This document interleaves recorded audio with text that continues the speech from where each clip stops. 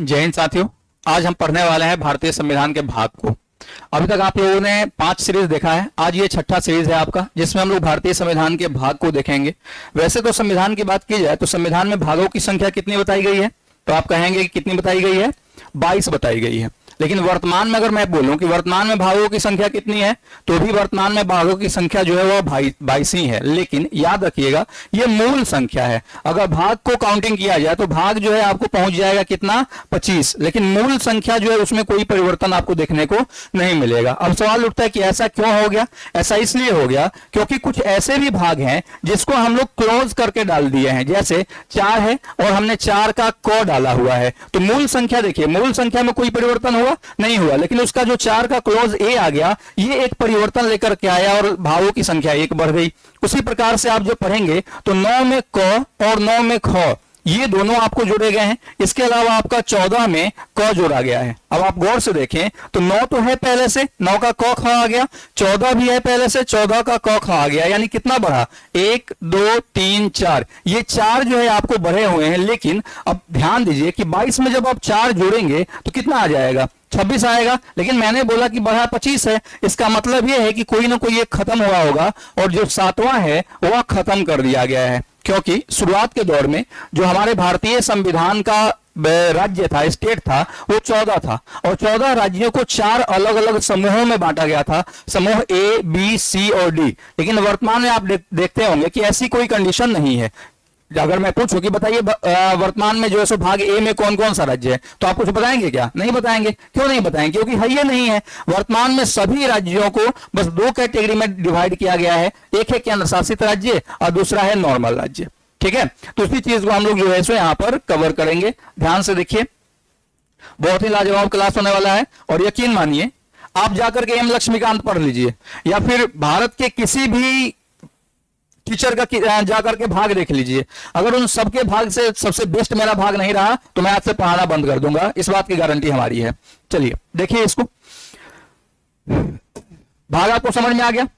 चलिए देखिए, संविधान जो है इसके 3 अलग अलग अंग बताए जाते हैं। आपसे पूछा जाए कि संविधान के कितने अंग हैं, तो भैया 3 अंग है, जिसमें एक है अनुसूची, दूसरा है भाग और तीसरा है आपका अनुच्छेद। उसी में से दूसरे की बात हो रही है जिसको हम लोग इंग्लिश में पार्ट और हिंदी में भाग कहते हैं। क्लियर है। चलिए सबसे पहला जो है भाग 1, वह क्या कहता है, तो भैया भाग 1 कहता है कि भारत राज्यों का एक संघ है। यानी कि भारत जो है संघ और उसके राज्य क्षेत्र जितने हैं इस सभी को इंक्लूड किया गया है। यानी आपने अगर कहीं पढ़ा है कि भारत में राज्यों की संख्या कितनी है, तो आप कहेंगे कि सर राज्यों की संख्या जो है वह 28 है। कहां से आपको पता चला, भाग 1 से पता चला। ठीक है, तो भारत में भाग 1 जो है यह बताता है कि भारत राज्यों का एक संघ है। यानी कि भारत में एगो संघ है और 28 गो राज्य तथा उसके साथ 8 गो केंद्र शासित राज्य है। ठीक है, और हम बात करें अनुच्छेद की, ध्यान रखिएगा यहां जो लिखा होगा यह अनुच्छेद होगा और यह अनुच्छेद कहां से कहां तक जाता है, तो 1 से लेकर के 4 तक। यानी भाग 1 का वर्णन हमको किस अनुच्छेद तक मिलेगा, तो 1 से 4 तक मिलेगा। अब यहां पे एक सवाल मान लेते हैं कि जैसे अभी 2014 में आपने देखा था कि आंध्र प्रदेश जो है, आंध्र प्रदेश को क्या किया गया, तोड़ दिया गया और 2 अलग अलग राज्य बना दिए गए। तो आपसे सीधा सवाल कि अगर हम किसी राज्य के नाम में परिवर्तन करते हैं, उसके सीमा में परिवर्तन करते हैं, तो हमारे संविधान के किस भाग पर इसका प्रभाव पड़ेगा, तो ध्यान रखिएगा किस भाग पर, तो भाग 1 पर इसका प्रभाव पड़ेगा। यानी किसी भी राज्यों में परिवर्तन जो है वह भाग 1 को प्रभावित करेगा। जैसे जम्मू कश्मीर जो था वह एक राज्य हुआ करता था और जम्मू कश्मीर को हम लोगों ने तोड़ करके 2 अलग अलग राज्य बना दिया, तो भैया परिवर्तन किस में करेंगे, भाग 1 में, संशोधन किस में करेंगे, भाग 1 में। क्लियर है आपका। आपको बस इतना ध्यान रखना है कि भाग 1 क्या बताता है, तो भाग 1 बताता है कि भारत राज्यों का एक संघ है और इसका अनुच्छेद 1 से लेकर के 4 तक जाता है। क्लियर है। चलिए अगला है भाग 2। क्या है, भाग 2। भाग 2 का मतलब भाग नहीं देना है, भाग 2 का मतलब सीधा सीधा है आपका पार्ट 2 की बात हो रही है। ठीक है, पार्ट 2 हमको बताता है किसके बारे में, तो भैया पार्ट 2 हमको बताता है नागरिकता के बारे में।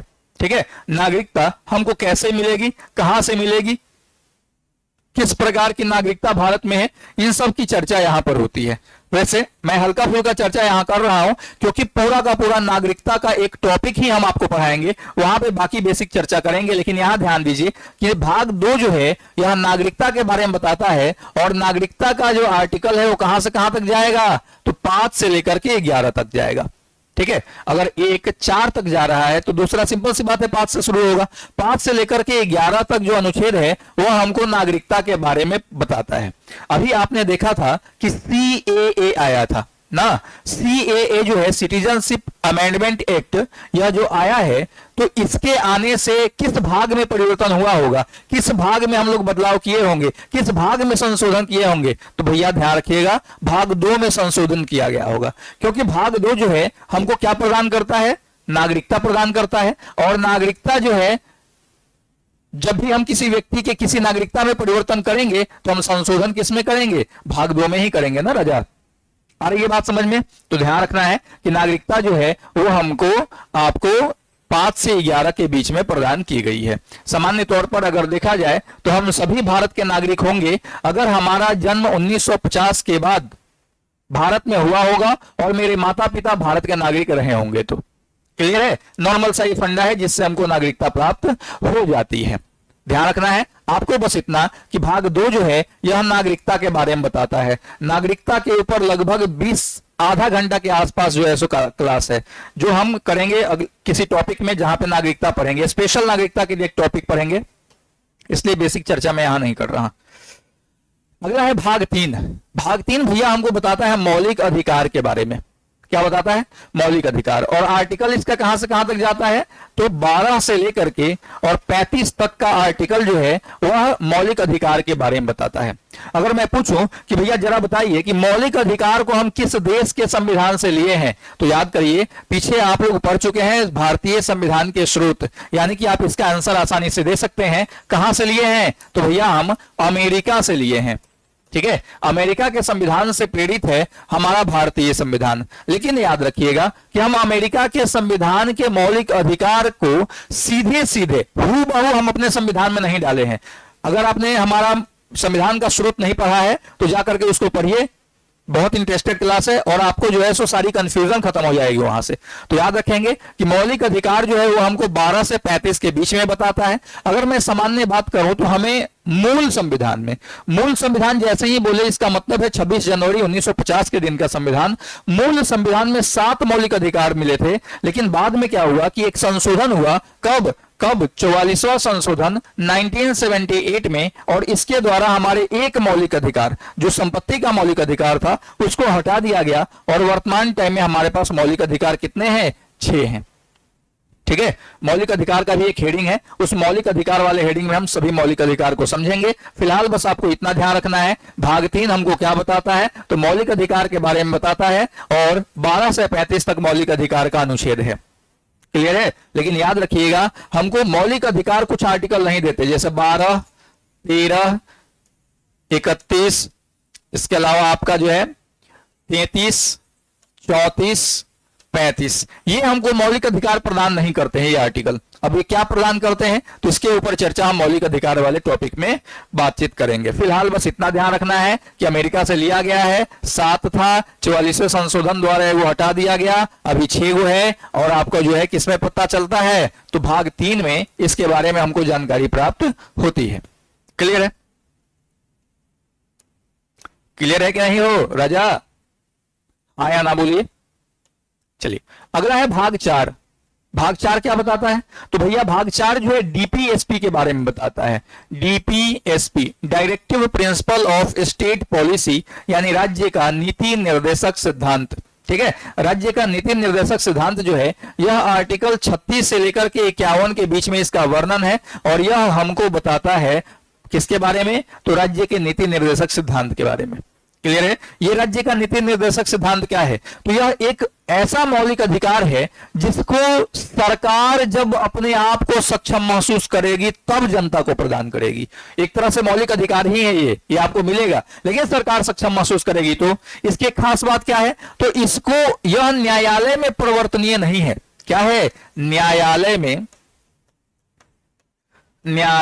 में परिवर्तनीय नहीं।